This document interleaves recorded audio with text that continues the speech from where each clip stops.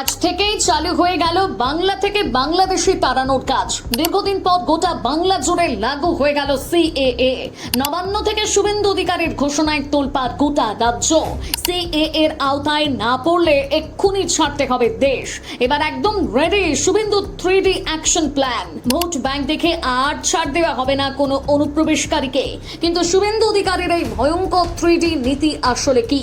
কারা পাবেন নাগরিকত্ব আর কাদের করা হবে পুশ ব্যাক? বাংলার সিএএ কার্যকর হওয়া নিয়ে আপনি কোন পক্ষে? এবার কি করবেন সীমান্তের মানুষেরা? এই নিয়মে কি সত্যি সীমান্ত সুরক্ষিত হবে নাকি সাধারণ মানুষের আতঙ্ক বাড়বে? জানুন সবটা। এ রাজ্য রাজনীতিতে এবার সব থেকে বড় ধামাকা। আর কোনো ধোঁয়াশা নয়, কোনো টাল বাহানা নয়। আজ থেকে পশ্চিমবঙ্গে অফিসিয়ালি কার্যকর হয়ে গেল সংশোধিত নাগরিকত্ব আইন বা সিএএ। নবান্ন সভাঘর থেকে এক ঐতিহাসিক ও নজিরবিহীন ঘোষণা করলেন মুখ্যমন্ত্রী শুভেন্দু অধিকারী।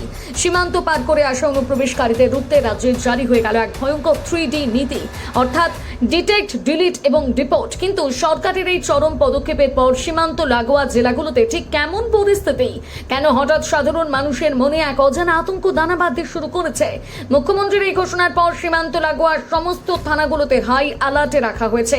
নতুন নিয়ম অনুযায়ী পাকিস্তান, বাংলাদেশ এবং আফগানিস্তান থেকে আসা অমুসলিম শরণার্থীদের সিএএ পোর্টালে আবেদন করা বাধ্যতামূলক। 2024 31 ডিসেম্বরের মধ্যে যারা এসেছেন তাদের 7টি নির্দিষ্ট সম্প্রদায়ের মানুষকে নাগরিকত্ব দেওয়া হবে এবং পুলিশ তাদের কোনো হেনস্থা করতে পারবে না। কিন্তু বিপত্তি বেঁধেছে অন্য জায়গায়। মুখ্যমন্ত্রী সাফ জানিয়েছেন যারা সিএএ এর আওতায় পড়বেন না তারা প্রত্যেকেই অবৈধ অনুপ্রবেশকারী। রাজ্য পুলিশ তাদের চিহ্নিত করে সরাসরি বিএসএফ এর হাতে তুলে দেবে এবং তারপর সোজা ওপারে পুশ ব্যাক বা ডিপোর্ট করা হবে। সরকারের এই বুলেট গতির অ্যাকশন কিন্তু সীমান্তবর্তী গ্রামগুলোতে এক চরম আতঙ্কের পরিবেশ তৈরি করেছে। বহু মানুষ যারা বছরের পর বছর ধরে এখানে বসবাস করছেন, চাষবাস করছেন, যাদের সন্তানরা দেশের স্কুলে পড়াশুনো করছে, তাদের মনে এখন একটাই প্রশ্ন, আমরা কি তবে ভিটে মাটি হারাতে চলেছি? নথিপত্রের সামান্য ভুল ভ্রান্তি বা সিএএ এর জটিলতার কারণে কোনো প্রকৃত ভারতীয় বা অসহায় শরণার্থী যেন এই 3D জাঁতাকলে পিষে না যান, সেই মানবিক আশঙ্কা এখন গ্রাস করছে সীমান্তবাসীকে। রাতারাতি অবৈধ তকমা পাওয়ায় এই ভয় রাতারাতি বহু সাধারণ মানুষের ঘুম কেড়ে নিয়েছে।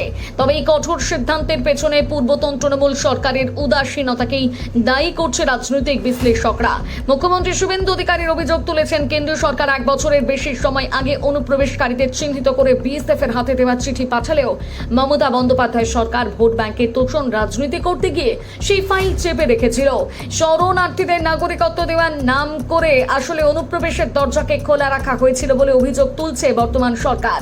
তোষণের সেই রাজনীতি বন্ধ করে দেশের এবং রাজ্যের অভ্যন্তরীণ সুরক্ষাকে অগ্রাধিকার দেওয়া যে কোনো বলিষ্ঠ সরকারের প্রাথমিক কর্তব্য।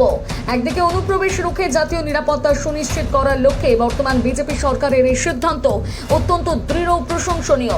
কিন্তু অন্যদিকে প্রশাসনের মনে রাখা দরকার নিয়মের চাবুকে যেন কোনো নিরাপরাধ মানুষ রাষ্ট্রহীন না হয়ে পড়েন। সুশাসনের আসল পরীক্ষা তখনই সফল হবে যখন অনুপ্রবেশকারীরা দূর হবে, কিন্তু প্রকৃত শরণার্থীরা নির্ভয়ে মাথা উঁচু করে বাঁচতে পারবেন। বাংলায় সিএএ কার্যকর হওয়া এবং এই 3D নীতি নিয়ে আপনার কি মতামত কমেন্টে জানান।